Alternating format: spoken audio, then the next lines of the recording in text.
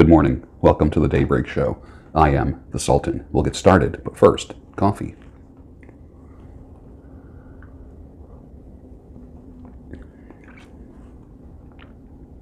You already know what I'm going to say, and you said it in your mind, didn't you?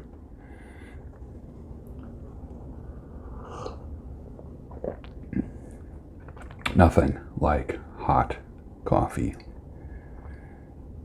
Not mildly hot, not just above room temperature, not warm, hot coffee. Make hot coffee great again. Definitely. Perfect. I already took the trash out last night. I put bungee cords from one handle to the other on the trash can. There was a time where I would put the trash out at night with the lid on it, the recycle bin and the trash bin, and then raccoons would smell food or whatever and just knock it over, which was a big mess to clean up as always.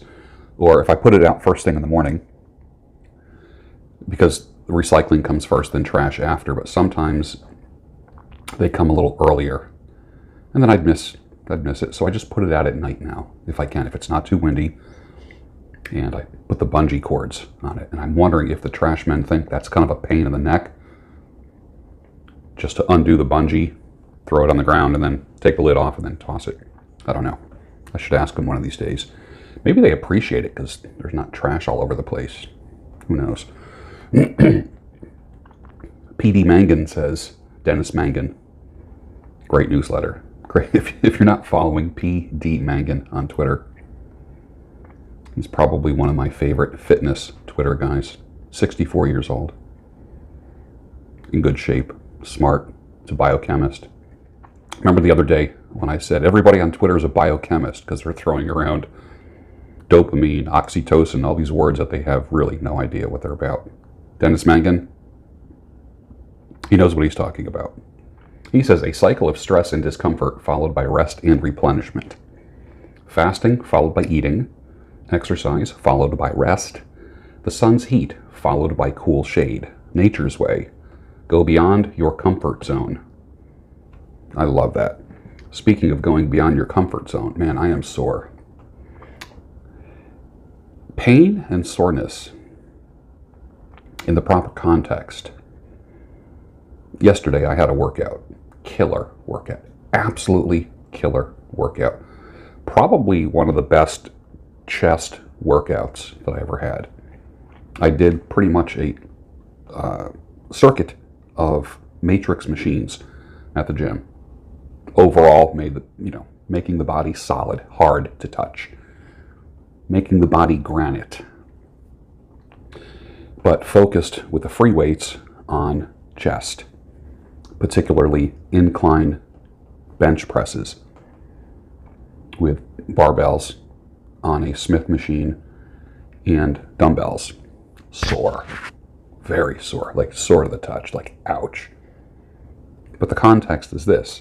I worked out yesterday. Soreness. Good. That lets me know I had a good workout. I feel good. But sore. But good. Now, if I didn't work out, let's just say it's a random day. I wake up and I'm sore. Like, oh my gosh, I'm so sore. What's the matter? I must be sick. Call the doctor. Right? Pain is okay in the right context. Context is everything. If this pain existed without me working out, there'd be reason for worry. But because it's a day after a really good workout at the gym, it's acceptable. Context, my friends. Context. It's time to be great. Nothing else pays. Grant Cardone. When a 90-year-old person talks about their life, their face always changes when they talk about one thing, their regrets. I would say when a 60-year-old person talks about their life, their face changes when they talk about regrets. When you realize that you have less time in front of you than you do behind you, that's when you're on the doorstep of being elderly when you have more time behind you than you do in front of you? Ever notice that your attitude automatically picks up right before you go to a fun party, the arrival of a friend, right before you're going to a concert? The presence of anticipation looks almost just like the event itself.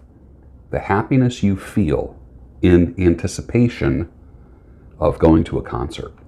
I'm psyched. I can't wait. I'm seeing the Rolling Stones tonight. Oh, I'm just so excited. Looks just like when you're at the concert. I'm watching the Rolling Stones. Wow, there's Mick Jagger. I'm looking. Okay, now keep that in mind. So if I line up 100 random people to hire as a hiring manager, which I have hired hundreds and hundreds of people in my life and fired hundreds of people, who am I drawn to the most? The one who has the look or the presence of anticipation. I'm excited about this job. I'm excited about this job. Excited to get this job. It looks like I'm excited to have the job. You can see the look of anticipation in their eyes. They look like a racehorse behind the gate, ready to sprint. They're ready to work. That's one of the first things I look for when I'm hiring people. Do they have the look or the presence of anticipation? Little tip for anyone looking for a job. Enthusiasm is contagious. Take my word for it. Enthusiasm is contagious. Not every hiring manager is psyched to do their job. Not every manager or director is psyched to do their job. If you are psyched to do the job and have the look of anticipation, the presence of anticipation, your enthusiasm may rub off on them, and they may hire you because of the effect you are going to have on them and on others in the company. Something to think about. You want to create? You want to get more out of life? And you only work 5 days a week? Then be like God. He worked for 6 and rested 1 day. Why are you taking off twice as much time as God? That's from Grant Cardone. That was a great one. I just love the smell of chemtrails and coffee in the morning.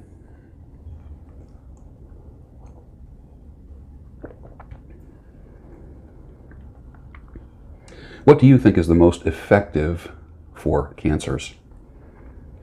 I took a poll. 72% said fasting and no sugar. 28% said chemo.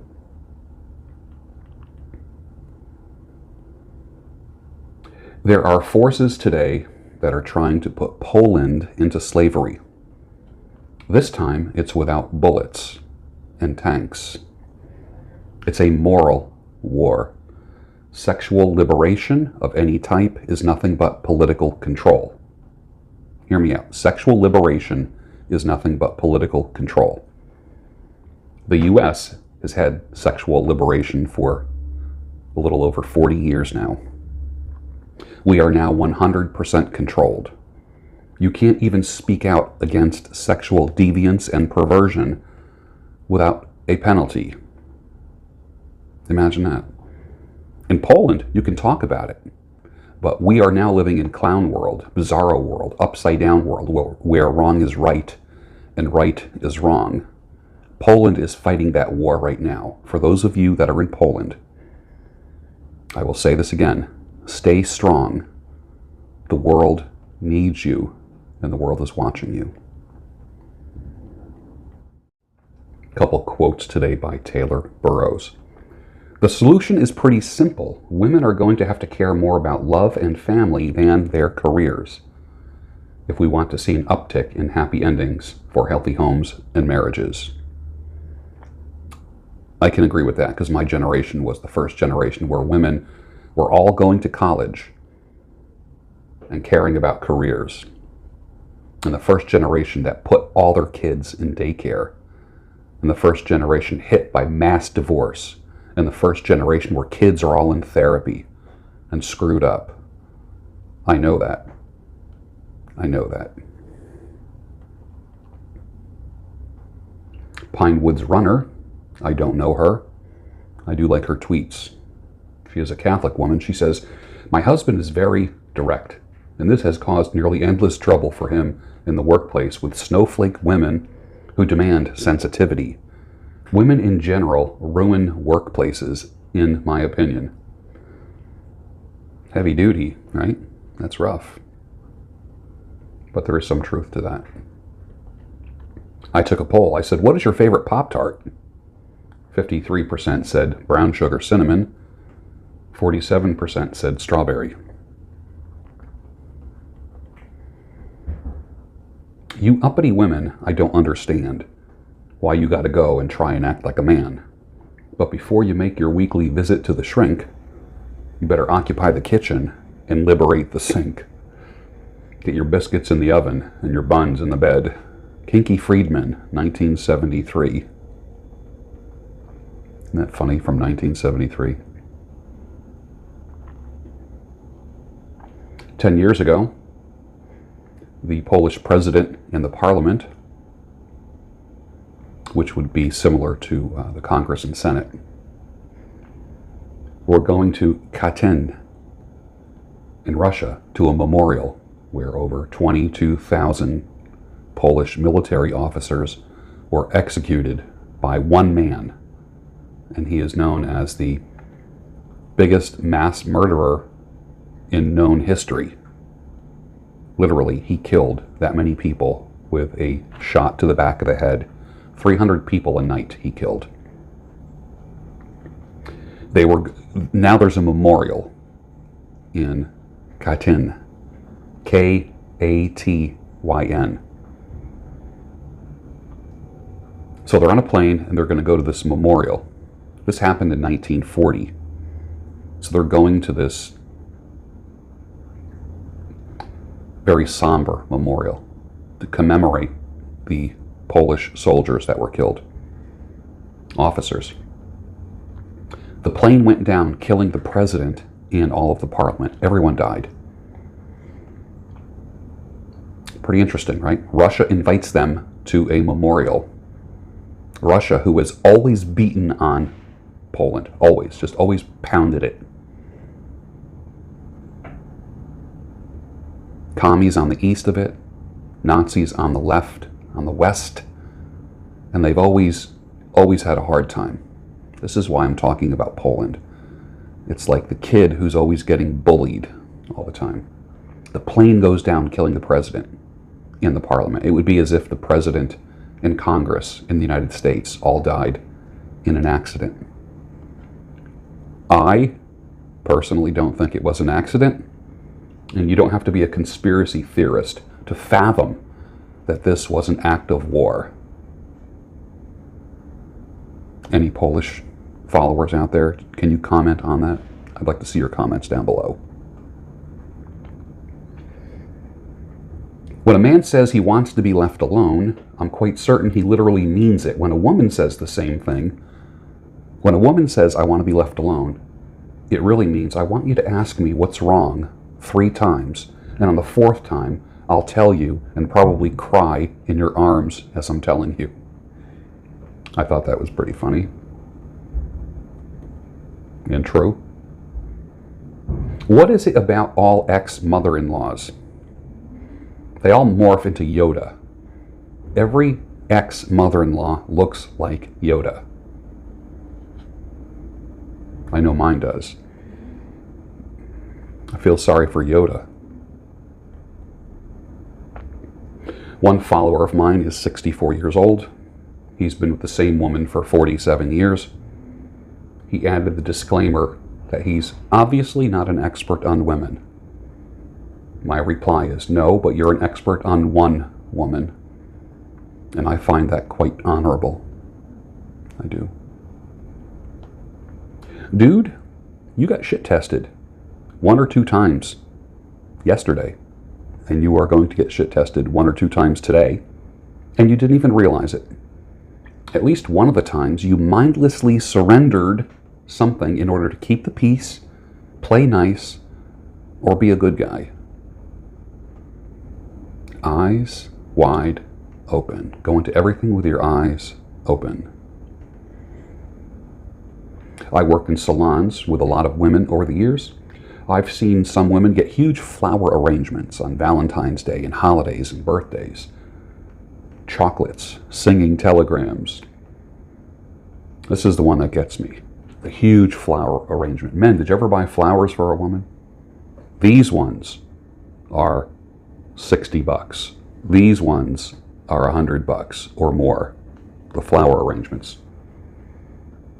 I've seen the girls just brush it off if it was from a guy that they weren't into. I've seen a girl say she's just going to throw them away. And I've seen the other girls go, no, don't throw them out. I'll take them if you don't want them. Boy, do I have stories. Men, here's a lesson for you. You do not take a woman that you are not in love with and is not in love with you. Both of those things have to happen. You love her, she loves you. You don't do those kinds of things for a woman who's not in love with you. You think it's going to make them love you more? It's going to make them love you less. You become a creeper, a stalker, a weirdo, and they make fun of you. And you think you're buying your way into her heart. And who is she into? The guy that's ignoring her. Can you see a little strategy there? I'm not a dating coach, but I do have a lot of wisdom and experience in that area. Ever have such a great workout that you know you will be sore for the next 2 days? That was me. It hurts so good. I'm just sore thinking about it. I really am. But it feels good. All right, take a sip of your coffee. This one's going to hurt.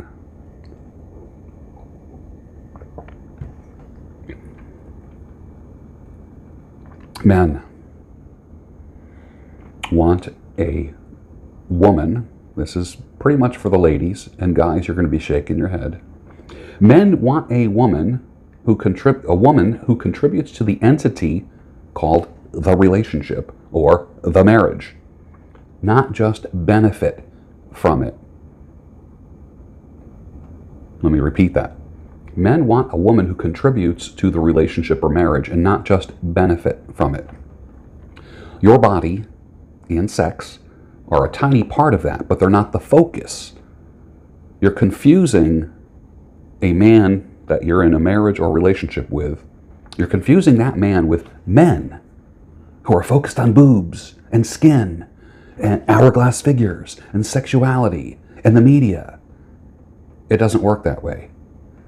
For the man that you are in a relationship with, it's that important. Your body and sex are a tiny part of that, but not the focus. It's not that unique or influential with a strong man and can be found anywhere. A strong man, a desirable man, a top-tier man can find sex and bodies anywhere.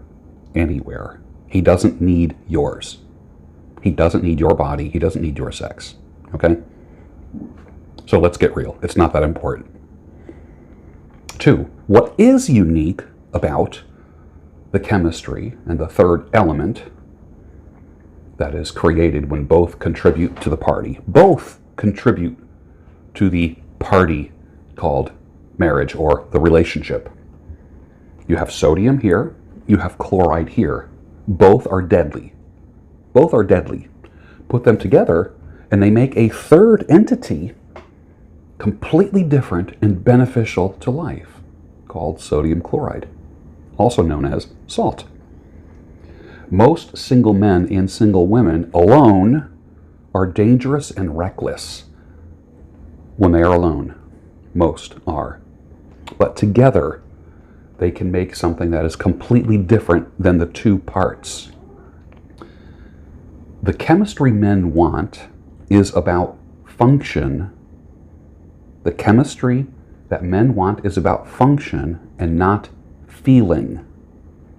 They are desiring a woman who adds and contributes fearlessly to create that third entity.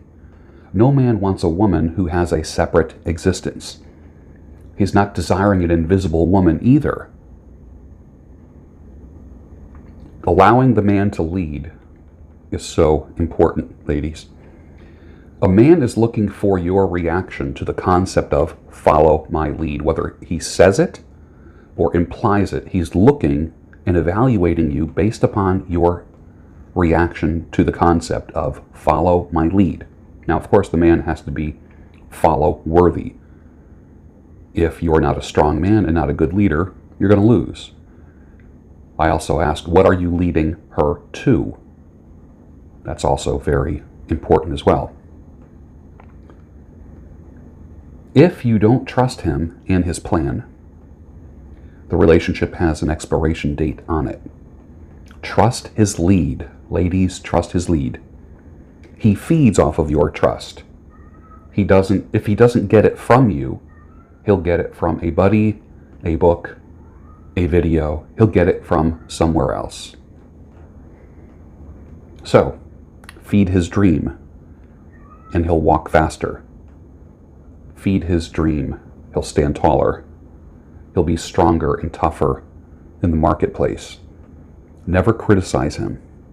You can knock him down with your words, and that will be in his genetics for a long time. And you will always be the unconscious buzzkill to him. Just your very presence can weaken your man if you've criticized him. Be the presence that inflates your man. Be the presence that makes him unstoppable, that makes him hard as granite. Believe in him, because to him he is one with his dream. They are indistinguishable. Contribute, not just benefit from the relationship. When you help fill the pipeline on one end, pretty soon the benefits will come out the other end. The truth is, men don't need women like women need men. All attempts of women believing that they don't need men have led to despair, bitterness, war, crime, and a fallen society. When women stop believing the lie that they are strong, independent women, they become more desirable and more feminine. It's literally the opposite. When you become more feminine, you attract more men. It works like that. Men do not like a strong, independent woman. How many years have you been on dating sites, men, and you look at a woman's profile and she says, I'm a strong, independent woman? That's code for swipe left. That's code for I'm hard to get along with. That's code for I'm trouble. That's code for I have an expiration date on me. Like a carton of milk. Not that you need a mooch or another dependent. Think about it. Men, you don't want another dependent. You don't. Especially if you're a single man who has kids and you're divorced. The last thing you need is another dependent. People think of children as dependents. Many women just become dependents as well. Contribute to the entity called the relationship. And make sure it's more than just your body or sex, because that's not unique. I told you that was going to be brutal.